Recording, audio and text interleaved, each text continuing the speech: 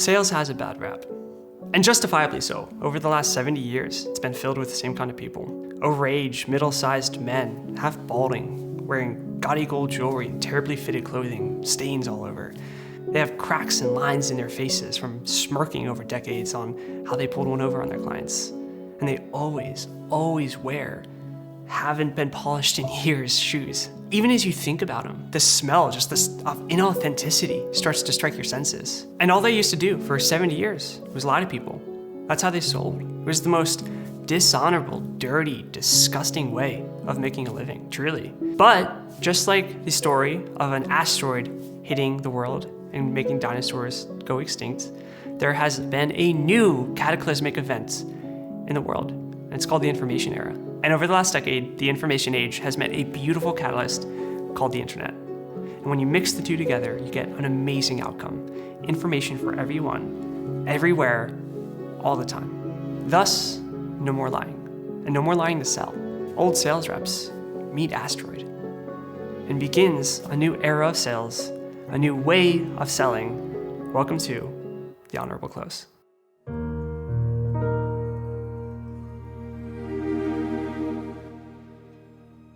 I started my sales journey over a decade ago, and I started selling cars. And if you ever want to know what it's like to sell cars, go watch the movie Car Dogs. It is the most hysterical movie that people think Hollywood just dramatized, but everything in it's accurate. I remember putting people in trunks, closing the trunks, and getting bonus pay for what we call trunking people. I remember doing just dirty things at the table, I'll put it that way, and doing what really was, at the end of the day, not honorable selling. But that's the stigma we're fighting, and that's what we can never come close to. If we even teeter the line of being dishonorable, then we are no better than the sales reps in Car Dogs, the sales reps that I personally once came close to being. I still remember when my first ethical line was challenged, when I dropped my morals for sales. Because you don't become a dishonorable sales rep, unethical sales rep overnight. It comes in slow changes. There's no cataclysmic event where you're just like, you know what, I want to be dishonorable.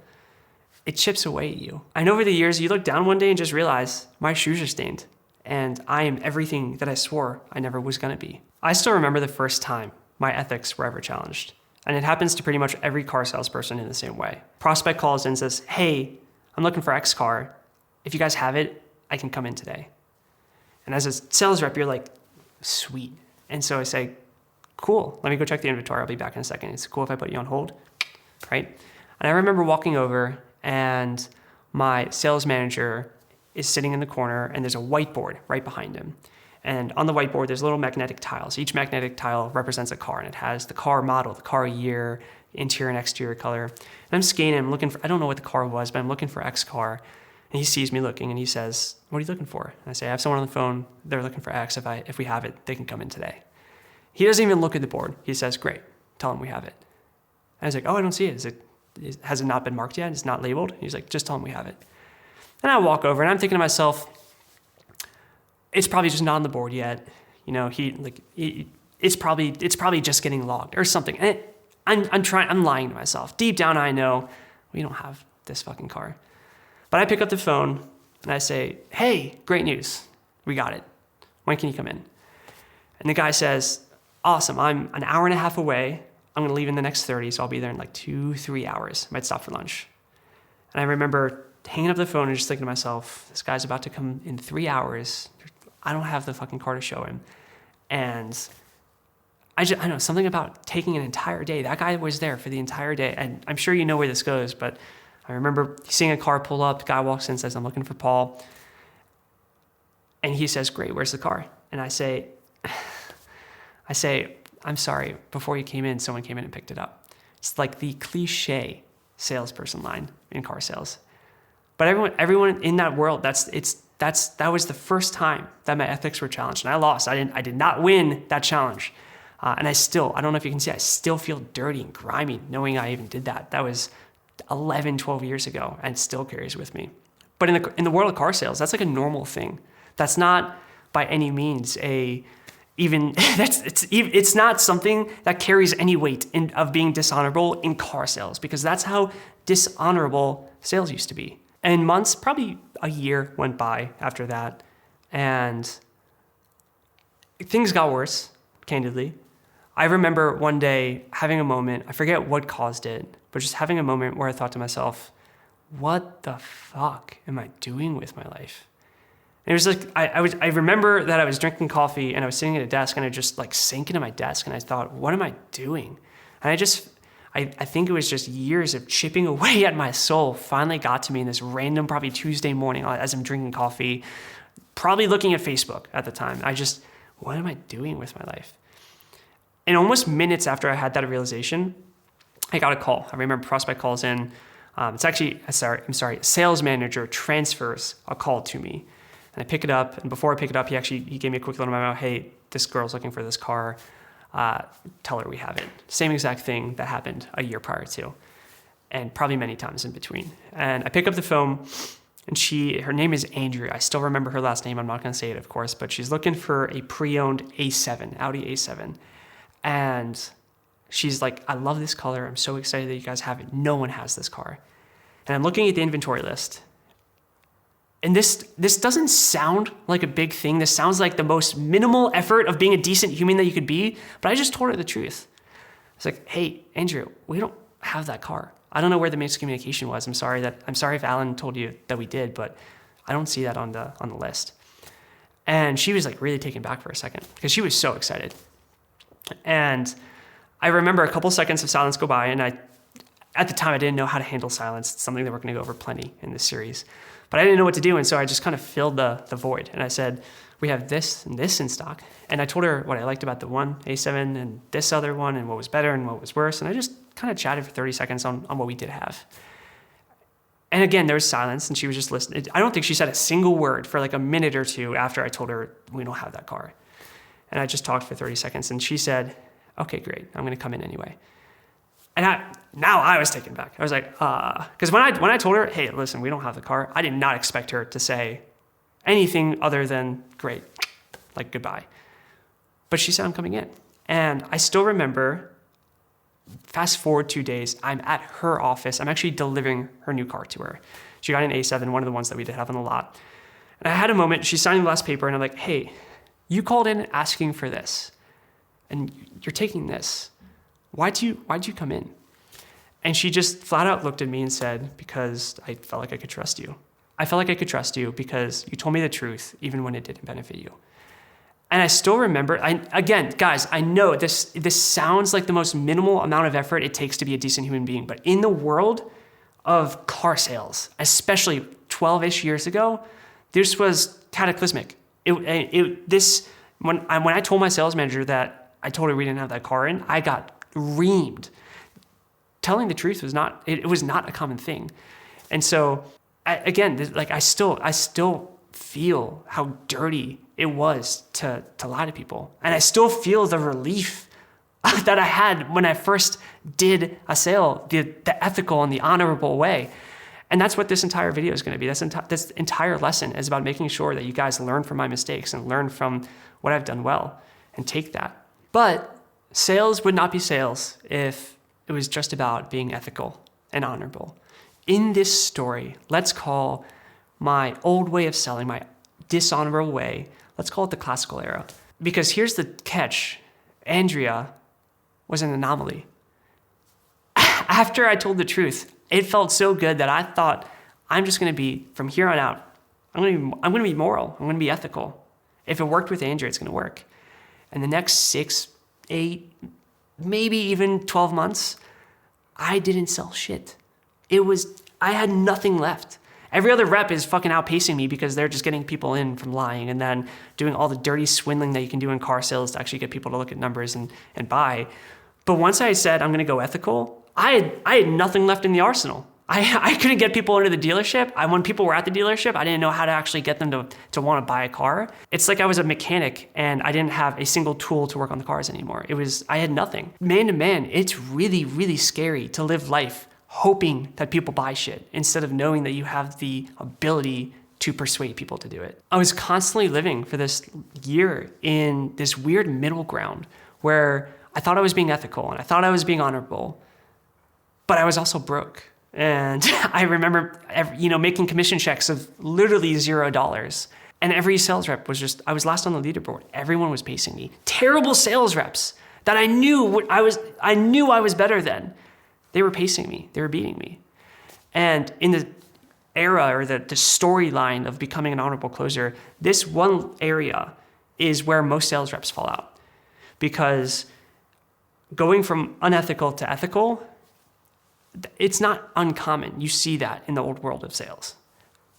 But when you see that, what you often see is people struggle with what I struggled with, not selling. And instead of realizing that they can actually take control of the sales process and do everything that we're going to talk about in this series, they just think, I'm not selling because I'm not lying. And they think that the only way to sell is to lie. And so they just leave. They drop out of sales. They get out of an amazing career opportunity because they think that they have to be unethical in order to succeed. And I'm here to tell you guys today that you don't.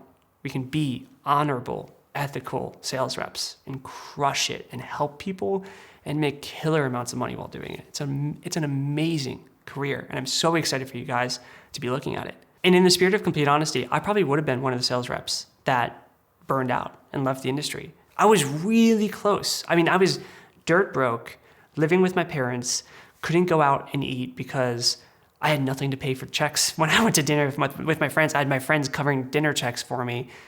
I was in a really bad spot, and I was thinking to myself, this isn't going to work. I gotta get into something else. If I'm working, I gotta make money.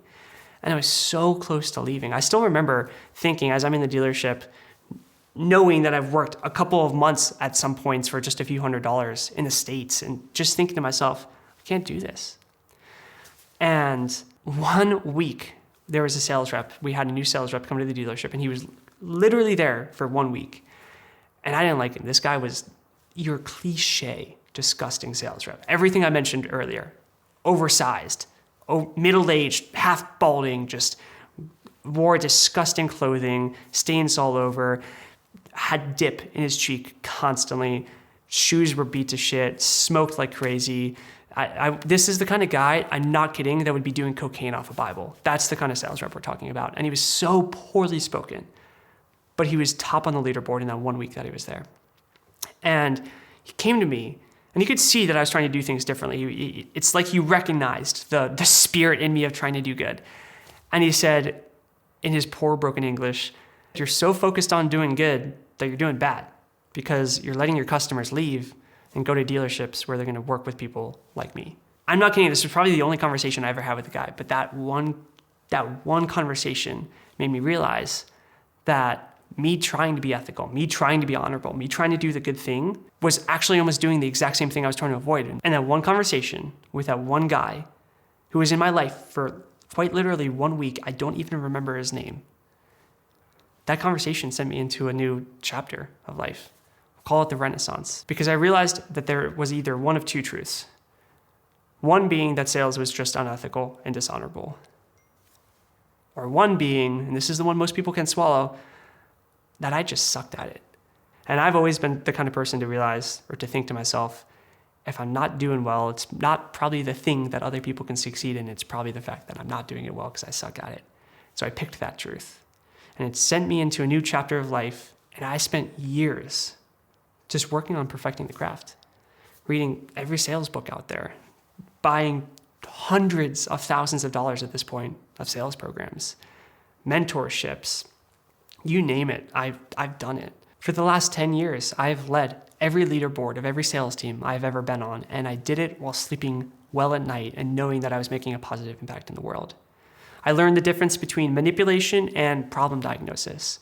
I learned the difference between closing and selling and pushing. Now, to bring this to modern day, a lot's changed since the car days over 10 years ago, and I truly have mastered the art of selling. I've gotten very good at the game of persuasion and having conversations with people that change their outlook on how they want to go about solving a problem. And with that skill comes a really big responsibility to be ethical, to not be self-serving. If you've ever been in any kind of martial arts or Krav Maga, in my first lesson of Krav Maga, I still remember the instructor saying, if you see someone on the street that can't defend themselves, then it's your responsibility to, because you can. And it's the same with selling. As we get into deeper phases of this series and you start to understand persuasion and psychological tactics and really just the art of selling, you'll realize that you have a massive ability to sway people's decisions, life-changing decisions sometimes, and you can sway them for better or worse. And you have a moral obligation as a good human being to do right by that, to not be self-serving, again, to be ethical, to be honorable. And your moral compass, your ethical line will be tested just like mine was over 10 years ago when that prospect called and said, do you have this car in stock? But yours might look different. Yours might be that you're low on sales numbers and you're behind KPI or projections for the week or for the month, and you have a prospect that you know would buy, but you also know they're not the right fit for your product or service. And you're gonna have to make that decision of whether or not you do the ethical thing or whether you do the self-serving thing. Or it could be larger than that. And it could be that one day you realize the company you're selling for isn't fulfilling on its promises and it's screwing its clients. And the second or day that you recognize that, you have an obligation to either continue with wrongdoing or separate yourself from it. And every time your compass is challenged, I promise it's only going to get harder and harder and harder to be ethical. And so the first lesson of this entire series on being an honorable closer is not by accident. And in this first module of this series, I wanted to start by saying I ask of two promises from you. The first promise I ask of you is that as you go through this series and you get better at the game of persuasion, you master the art of selling, you have to be diligent on making sure that you are uncompromisingly ethical and honorable. And the reason I need you to make that promise is because in 5 or 10 years, I don't want companies to only know that Educate creates the best sales reps in the space, but I want the world to know that Educate creates the most honorable sales reps in the space. Me asking this promise of you is also me being self-serving, because I personally want to know that all the knowledge I'm sharing is going to help make the world a better place. It's going to help impact the world in a positive way, not just line some pockets and not screw people in the process. See, throughout this entire series, I'm going to be teaching you how to close ethically and honorably. I'm going to be teaching you how to guide people to decisions rather than manipulating them. I'm going to teach you how to problem diagnose rather than sell, and how to close rather than push. See, throughout this series, I'm going to teach you everything I know on how to be a top-tier sales rep while being ethical. I will teach you how to guide people to decisions rather than manipulate. I'll teach you how to problem diagnose rather than sell. I'll teach you how to close rather than push. And I'll show you exactly how to look at companies and see if they're ethical or unethical. I'll show you the red flags. I'll show you the green flags. I'll show you everything to look for, and I'll teach you everything I know. But at the end of the day, the one decision you have to make for yourself, and it ultimately comes down to you, is whether or not being diligent on being uncompromisingly ethical is a priority to you. So my promise, the one promise I will ask of today, one of the two promises I will ask of in this entire series, is that you promise to me that it is. My name is Paul Daly, and I have lived with the dinosaurs. I have made it out alive, and I have flourished since the asteroid hit. Throughout this series, we're gonna work on every single thing from the nuances of sales to the macros of sales, but every single thing will always flow back to making sure that we do this in a way that positively changes the world, has an impact on the world, and fights the stigma of being one of those old car sales dog sales reps. I'm gonna teach you how to make $10,000, $20,000, $30,000 a month in sales, but all with the underlying principle of remaining ethical and remaining honorable. I'm excited to work with you throughout the series. I will see you in the next lesson. Until then, happy hunting.